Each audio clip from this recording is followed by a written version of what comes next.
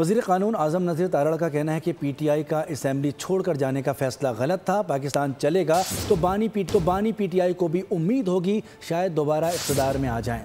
قومی اسمبلی میں ان کا کہنا تھا کہ گورنر راج ماشاء اللہ نہیں، آئینی عمل ہے۔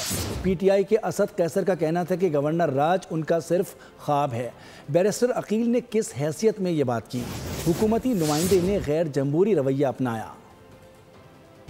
ایوان کے اندر رہتے تو معاملات شاید اس حد تک نہ جاتے۔ آپ نے سپیس خود چھوڑی، آپ نے پاکستان کے عوام کا خیر اندیش بننے کی بجائے، خیر خواہ بننے کی بجائے آپ نے اپنی حکومت کو، اقتدار کو ترجیح دی۔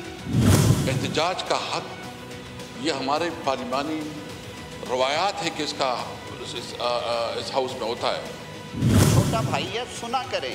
لقمے دینے سے تاریخ نہیں بدلے گی، لقمے دینے سے یہ بھی نہیں بدلے گا کہ اس کرسی کو جس کو آج آپ جس کی طرف انگلی اٹھا رہے ہیں، ایک آئینی عمل کو روکنے کے لیے اس کرسی میں بیٹھ کے آپ نے منتخب ایوان تحلیل کر دیا تھا، 2 منٹ پہ تحلیل کر دیا تھا۔